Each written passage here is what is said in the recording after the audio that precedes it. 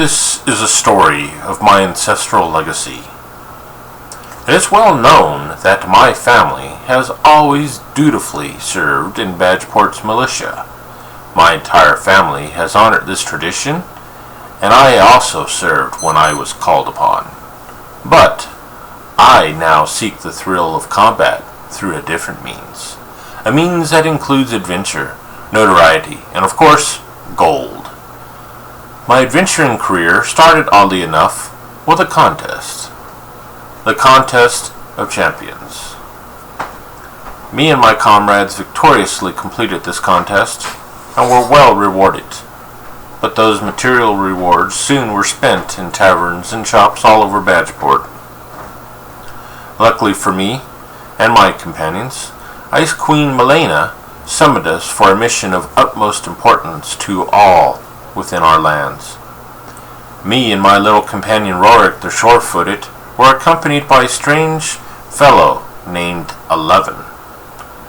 Such an odd name to be referred to.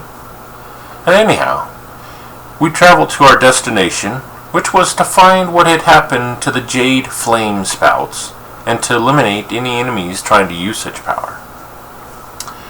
During a battle with a fierce tentacled beast, we were able to unite the power that was infused in our weapons by Ice Queen Milena. Unfortunately, our companion 11 was struck down and perished during our mission. That poor lad tried his best to perform admirably, but often failed, providing great laughs as well as triumphs. I do recall the time he kissed the tree, and I still laugh, although it worked.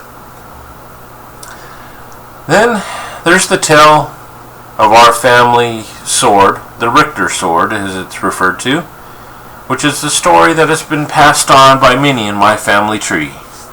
It has been told that one of my great-grandfathers retrieved this sword after a mighty military campaign far to the north. My great-grandfather knows not who the sword originally belonged to, but that it fell during this mostly now forgotten war. The sword caught his eye and has been part of our family for many generations now and has protected us well. And since then, every time the next in our line comes of age and takes their place within the militia, our family sword is passed on. And it's now carried by me. My time with the Badgeport militia was a relatively short one, but bloody nonetheless. You see, the Badgeport militia was called upon to form an alliance with the elves to the north. It was during this time that my skills were honed and perfected. This military campaign was the Trollga Wars. Many an ogre was cut down and troll put to the fire, but many more of our folk fell from the mighty horde that swelled and threatened our lands. We desperately held on and fought for our very lives, for those that dwelled to the south. There was once when I saw a hideous troll grab a mounted knight right off the back of a horse and thrash the human inside the armor like it was a toy. 5 men then tried to drive off this massive troll to no avail. The bloodthirsty troll single-handedly tore limbs from each other, and every one of those young men then proceeded to use those limbs as weapons thrown into the midst of our brethren. At the time, I was busy fending off the attack of an ogre, along with some of my friends I grew up with back in Badgeport.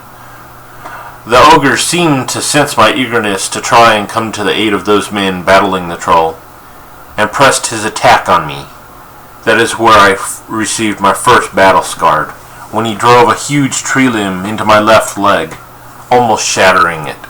Luckily for me, it was later mended by a priest of Lathander. I have many more tales of battles in which we thought we would never come back alive, but in the end we were victorious in stemming the tide that would eventually threaten our very own Badgeport. During my tenure with the militia, I was promoted to the rank of sergeant. There were, of course, many others that would have been better suited to my position, but alas, those people never returned home with us to Badgeport. But now, it is time to see what other adventures await ahead.